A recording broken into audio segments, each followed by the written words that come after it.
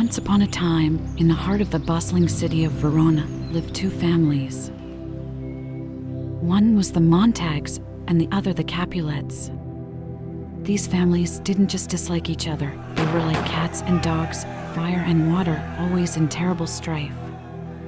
But you know, my dear, even in the darkest clouds, there's a silver lining.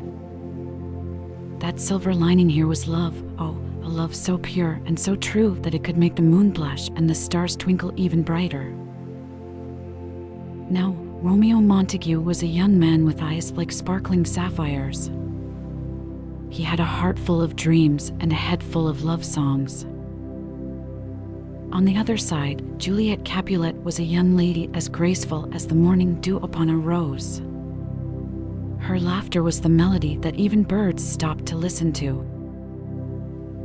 Romeo and Juliet first met at a grand ball hosted by the Capulets. When Romeo, wearing a mask to hide his identity, entered the hall, his eyes met Juliet's. It was as if time himself stopped to sigh.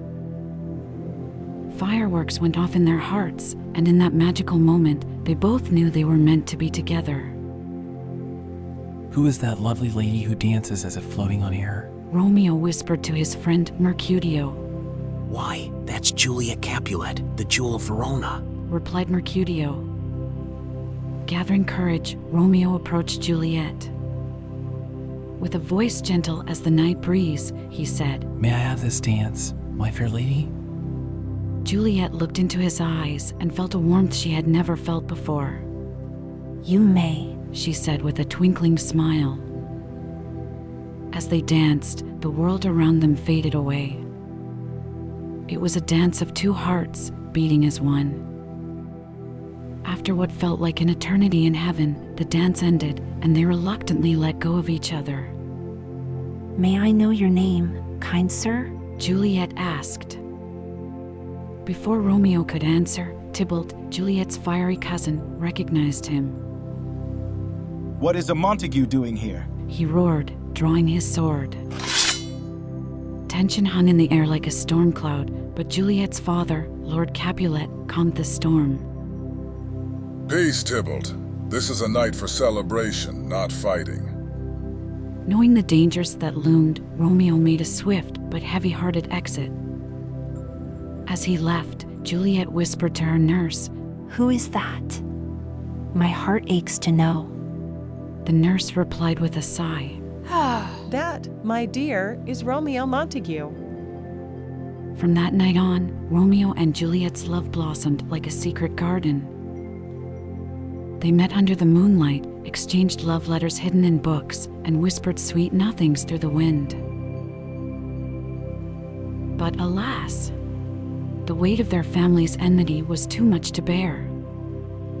"We must be together, Juliet, away from this endless feud," said Romeo one starry night as they met secretly in Juliet's orchard.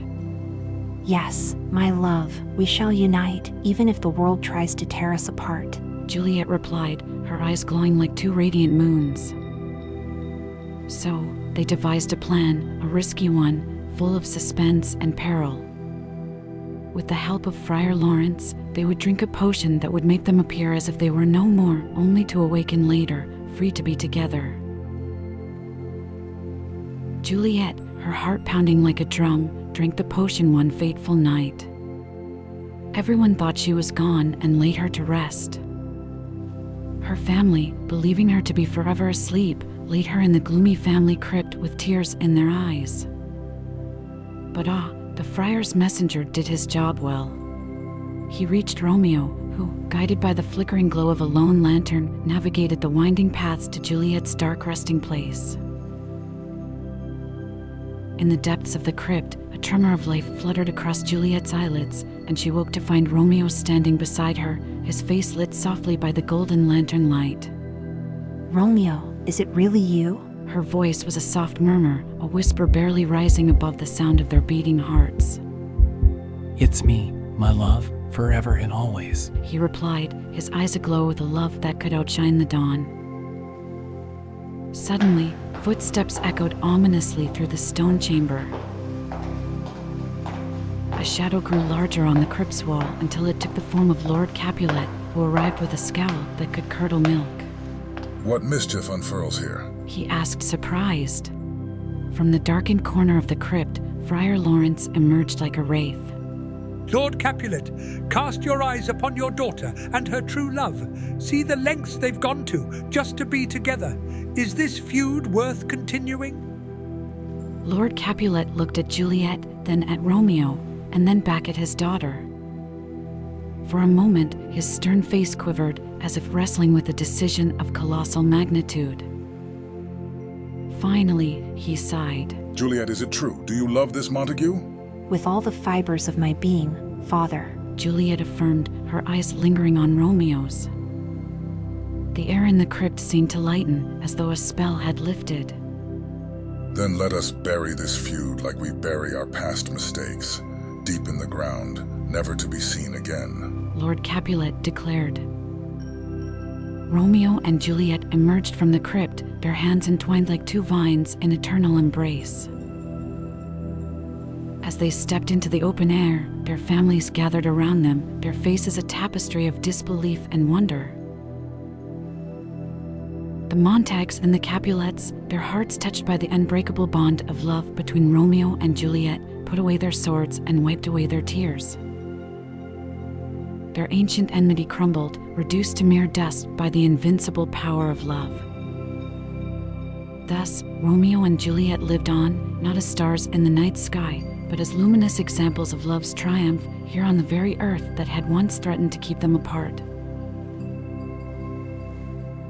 And with that, my dear, our tale comes to an end, but the lesson it bears will forever shimmer in your hearts. Whenever you witness love, pure and unfaltering, remember that it has the power to heal the oldest wounds and bridge the widest divides.